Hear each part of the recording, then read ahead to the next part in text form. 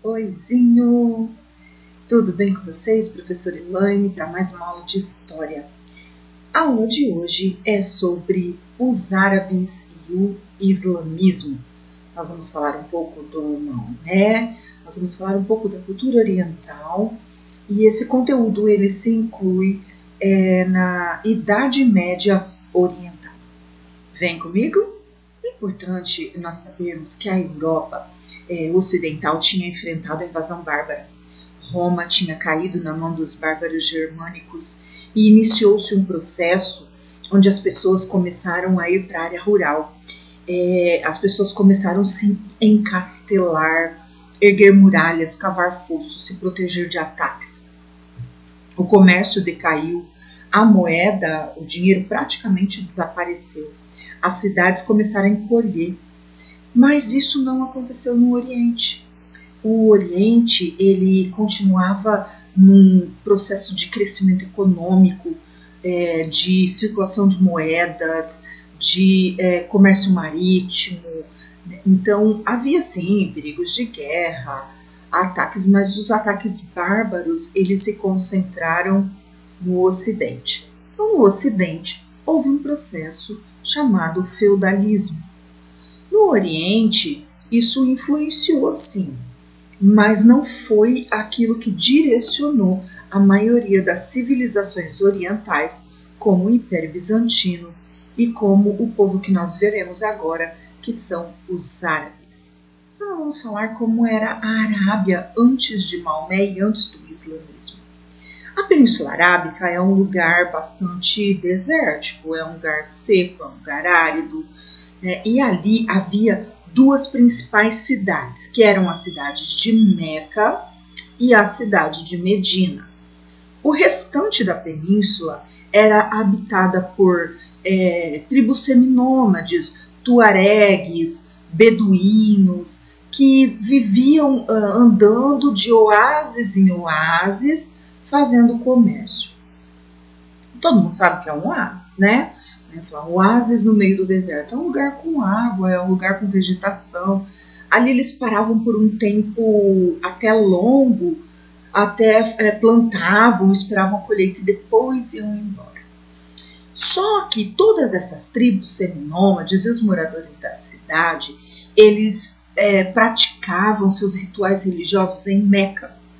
E essas tribos eram politeístas, mas não havia nenhuma unidade de governo, não tinha um rei, não tinha uma fronteira definida, não tinha uma única língua.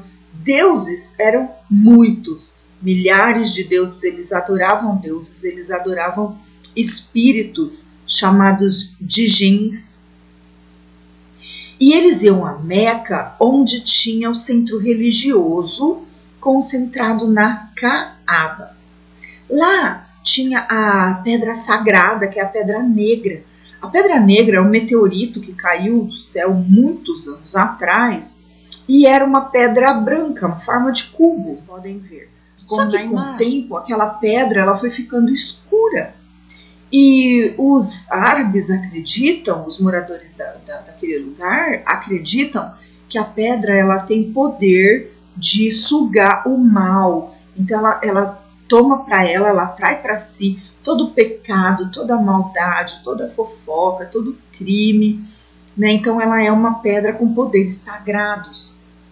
E eles construíram um templo onde não se podia praticamente entrar, mas eles poderiam levar oferendas, eles poderiam ofertar comidas, flores, o que eles quisessem aos deuses, igual. Então, a cidade de Meca era controlada por uma tribo de comerciantes chamados coraixitas. Okay? E os coraixitas ganhavam dinheiro com isso. Não que eles tivessem planejado isso, mas obviamente isso acabou acontecendo e eles então tocavam a peregrinação religiosa como forma de comércio da fé. E foi ali em Meca que no século VI nasceu um homem chamado Mohammed. E o Mohammed, que nós conhecemos aqui no Ocidente como Maomé, foi uma criança que ficou órfã muito cedo. E ele foi adotado por um tio, e esse tio era comerciante de caravanas. Então Maomé ele começou a viajar junto com esse tio. E nessas viagens, eles iam levar mercadorias para lugares tanto no Oriente quanto no Ocidente. Então Maomé viajou até lugares onde havia judeus, onde havia cristãos, e ele teve contato com a crença judaico-cristã. Nós sabemos que já havia no mundo duas religiões monoteístas. A mais antiga é o judaísmo, que surgiu lá desde Abraão. Então, enquanto todos os outros povos eram politeístas, o povo hebreu construiu uma história de monoteísmo e dá origem, então, ao judaísmo. Durante o Império Romano, nós sabemos que surgiu a segunda religião monoteísta do mundo, o cristianismo. Então, pessoas que passaram a acreditar em Jesus Cristo, que ele era o Messias, o Filho de Deus, então seguiram esse novo líder. Então, nós tínhamos duas religiões monoteístas no mundo. E o Maomé ele teve contato com toda essa história de Abraão, da escravidão no Egito, do Moisés, do próprio Jesus, do anjo Gabriel, toda essa base religiosa monoteísta judaico-cristã. Mas, por volta do ano 600, o Maomé ele era uma figura muito respeitada em Meca. Ele recebeu uma proposta de casamento. Era uma viúva muito rica, mais velha que ele, chamada Hadija. Ela tinha caravanas de comércio. E viúva, no século VI, século VII, com muitas riquezas para administrar, era complicado, né? Então, ela logo foi procurar o marido. E óbvio que apareceu um monte de gente querendo uma viúva rica. E a Hadija não era lá de se jogar fora. Então, iam aparecer interesseiros. Ela fez uma proposta para o Maomé. Falou, olha, eu sei que você é um cara bom, novinho, né? E sei que você vai me ajudar a administrar meus bens. Então, eu preciso que você se case comigo. Né? Então, foi assim, um casamento, na explicação deles, quase que por acordo. Mas acabou dando certo. E o Maomé passou a administrar os bens da Hadija e as caravanas de comércio. E, gente, ele multiplicou a riqueza dele. Mas ele ficou rico, rico, rico. E ele já tinha, né, o tino do comércio, das viagens e tudo mais. E vai chegar um tempo, por volta de 1610, que o Maomé não precisa mais viajar. Ele só manda, ele só despacha as mercadorias, né? E ele vai só administrando os bens, então ele não precisa mais trabalhar. Ai, gente, fala a verdade. Meu sonho de consumo não é nem a questão de não trabalhar, é a questão de você trabalhar quando você quer e fazendo o que você quer. Né? Que nem eu gosto muito de dar aula, eu amo dar aula. Mas já pensou se eu pudesse falar, eu não vou dar aula durante 2 meses e eu vou fazer um tour pela Austrália? Ah, fala a verdade. Quem é que não queria? Né? Pode ser até outro lugar, mas enfim. Ou vou fazer uma imersão cultural em outro país, né? Maomé podia, tá? E o Maomé fez isso. Só que o que o Maomé foi fazer? Ele não foi viajar para longe, fazer curso e tudo mais.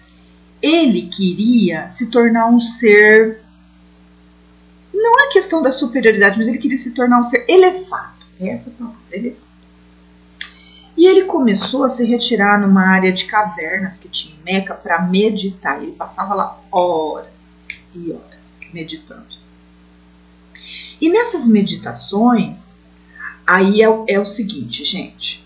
Aqui eu vou falar crença islâmica, tá bem?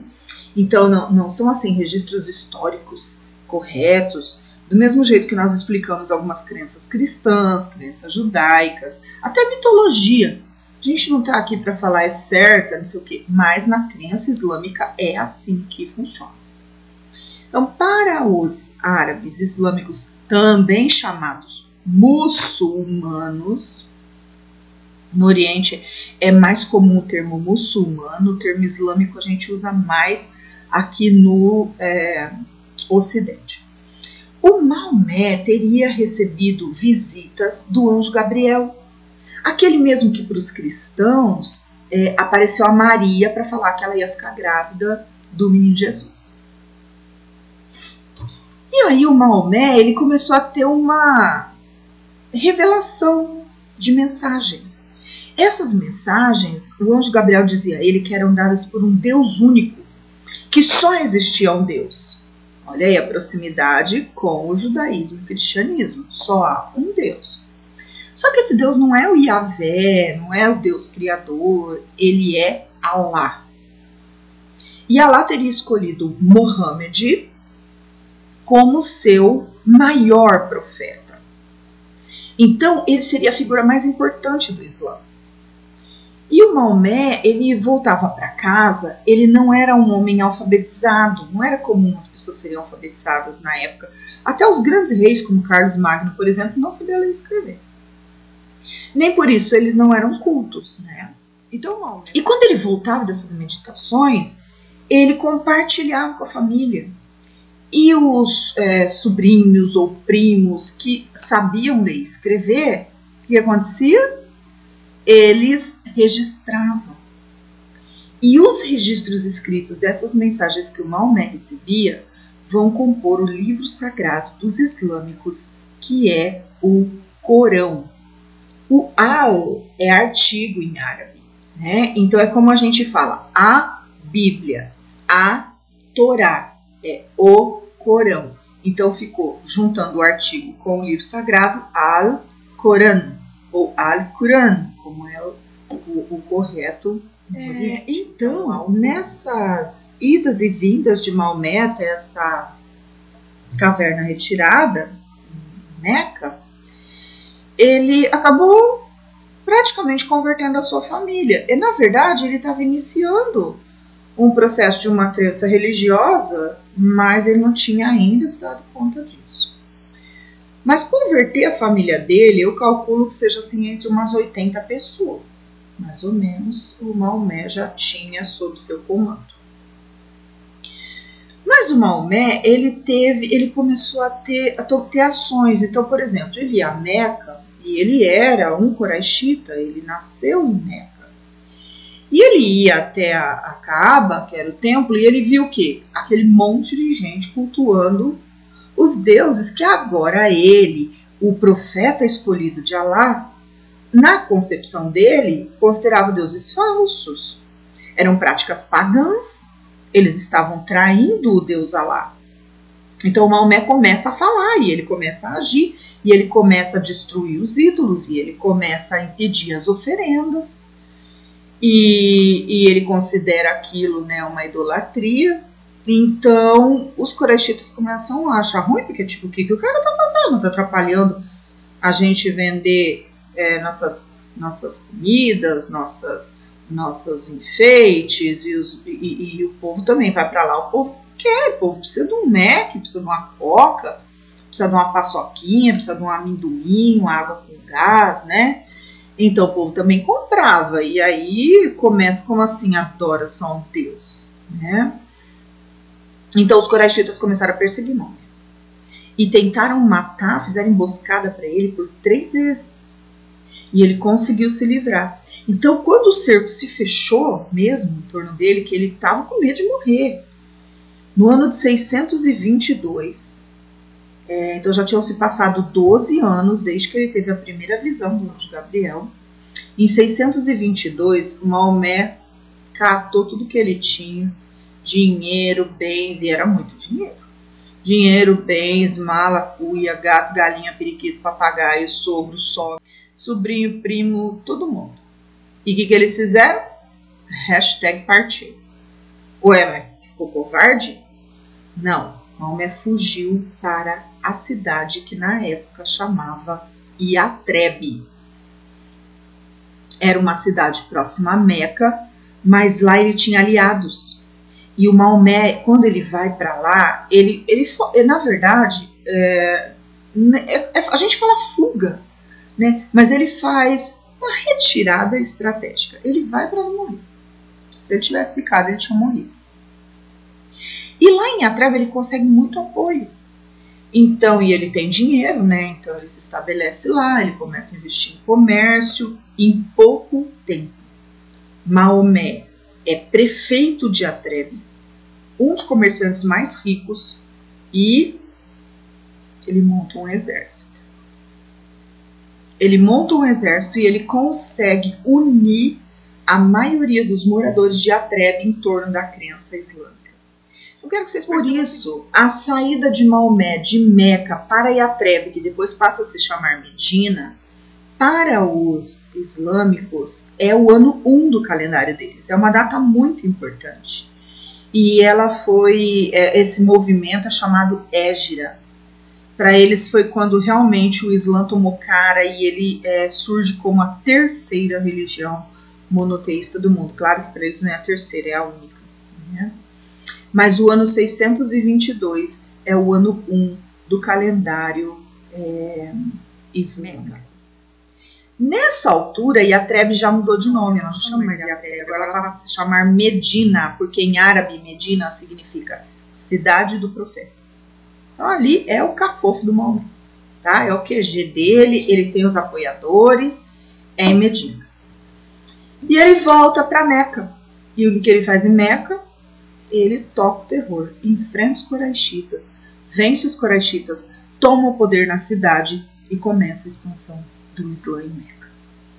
Meca hoje é o coração do islamismo. A Kaaba hoje não é um templo de deuses politeístas. A Kaaba hoje abriga ainda a Pedra Negra, mas ela é um lugar onde os islâmicos vão para adorar Allah. E com isso, a cultura islâmica ela é difundida. Quem é Maomé para os árabes? Ele é o fundador da cultura árabe, do povo árabe, porque ali na Península Arábica, o Maomé unificou o povo em torno do idioma árabe, da cultura do Alcorão, da cultura de um livro que se escreveu sobre ele e os seus ensinamentos, chamado Sunna, da crença em Allah e das concepções que vão formar o chamado Islã, a palavra Islã. Então nós temos não só o papel do Maomé como grande unificador do povo árabe, né? Ele vai colocar ali uma regra toda em torno do Corão, do livro sagrado, das práticas religiosas, do idioma que é o árabe, e ele toma toda a Península Arábica. Então ali eles estão unificados em torno do islamismo. Maomé, ou o profeta Mohammed, é o grande unificador do povo árabe. Pouco tempo depois, Maomé morre, mas ele deixa o princípio da Jihad islâmica. O grande problema após a morte de Maomé é que os árabes islâmicos não conseguiram manter uma unidade. Então, após a morte do Maomé, a unidade do povo árabe ela ficou comprometida, porque conta-se que o Maomé ele ficou com febre e dores fortes durante 15 dias de cama. E num dos dias ele levantou e ele decidiu ir até a mesquita orar. E quando ele chegou lá, o sogro dele comandava as orações. Então, quando o sogro viu o Maomé, o sogro dele se chamava Abu Bakr, ele quis que o Maomé terminasse de conduzir e o Maomé teria colocado o sogro no centro e sinalizado que era para ele conduzir. Então aquilo ficou subentendido que ele era o escolhido de Maomé, mas ele é sogro e ele não tem o sangue de Maomé. Um dos primos de Maomé, chamado Otman, ele surge como um sucessor quase que natural, porque ele era alguém que estava do lado ali de Maomé, né? Em todas as suas andanças, nas suas lutas e tudo mais. E ele tinha o sangue de Maomé. E algum tempo depois que o Otman assumiu, então Maomé foi naquela oração na mesquita, voltou para casa, sofreu com febre mais uns dias e ele acabou morrendo doente. Então o Otman surge como sucessor natural. E tempos depois, o Otman é assassinado, pouco tempo depois. E na investigação do crime, colocaram como provável suspeito outro primo chamado Ali, que ele estaria envolvido no assassinato de Otman. E aí começa aquela coisa toda, né? Por que o sucessor tem que ser de sangue? Por que não pode ser o Abu Bakr, que foi o escolhido de Maomé? Então os grupos racharam em torno dessa questão. E isso vai dar origem aos dois grupos, são segmentos, né, do islamismo. Há vários segmentos do islamismo, mas eles são os dois mais conhecidos e mais importantes, que são os xiitas e os sunitas. Os xiitas, eles acham que o sucessor de Maomé, ele precisa ser descendente de Maomé. Ele precisa vir da linhagem de Maomé.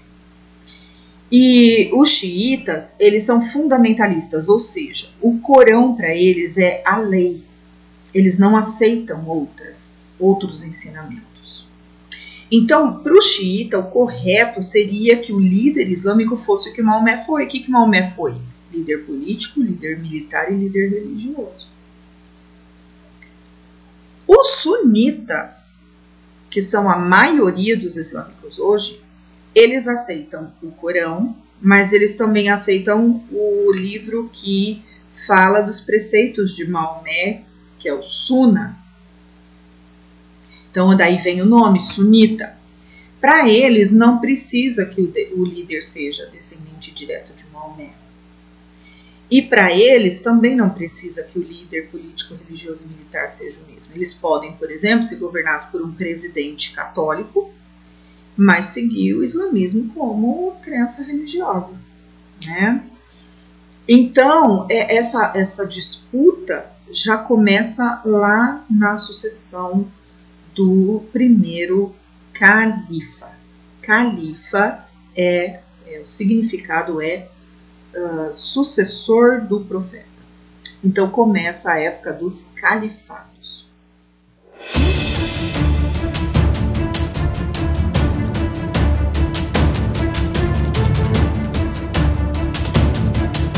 Os 5 preceitos islâmicos então são: 1. A profissão de fé, onde o fiel ele tem que declarar que só Alá é Deus e Maomé seu profeta. Os outros princípios seriam a peregrinação a Meca pelo menos uma vez na vida. Se você não tiver condições financeiras de ir a Meca, o segundo lugar visado é Medina. O terceiro é Jerusalém, onde tem a Mesquita da Rocha. E se você não tiver condições financeiras desses lugares, você vai a uma mesquita mais próxima. Mas a peregrinação é um dos preceitos. Tá? Então, se você gastar dinheiro com outra coisa e não for fazer peregrinação, você está em pecado. Outro preceito importante para os islâmicos é a caridade, zakat. Né? A caridade você doa 2,5% do lucro líquido anual para alguém que precisa, investe na vida de alguém, também é um preceito. Jejuar no 9º mês, que é o mês do Ramadã, tá? Então, como o calendário deles é diferente do calendário ocidental, cada ano o Ramadã cai numa época, né? Esse ano 2020, calculo que o Ramadã é agora. Deve estar acontecendo nestes dias. E o outro princípio muito importante do Islã é a oração. O crente muçulmano, ele ora 5 vezes ao dia. E de preferência que ele coloque o tapetinho, né? E ele ora virado para Meca. Então ele sempre procura a direção do Oriente e ele volta a sua face, né, para o Oriente para ele poder orar. Nessas orações ele precisa iniciá-las com a declaração de que Alá é Deus, só Alá é Deus, e Maomé, o profeta Muhammad, é o seu profeta maior, certo? As outras coisas, né, como por exemplo, não comer carne de porco, né, a poligamia masculina, elas são culturais. Então, elas não são preceitos que precisam ser seguidos. Por exemplo, um islâmico aqui no Brasil, ele não pode ter mais que uma esposa, porque aqui ele está submetido às nossas leis. Então, aqui a poligamia é crime. Mas, enfim, por lei é proibido ter mais que uma esposa, né? Então, em países onde isso é permitido e se houver consenso, a maioria dos países, as mulheres são muito reprimidas, então ela tem que ter consenso de nada, né? Ela só tem que obedecer. A poligamia pode ser praticada assim, certo? Uma curiosidade é que o islamismo hoje é a religião que mais cresce no mundo. E os islâmicos, eles têm estratégias claras de crescimento religioso. Uma delas é o número de filhos. Enquanto o Ocidente quer ter nenhum filho e 2 cachorros, os islâmicos estão tendo um grande número de filhos.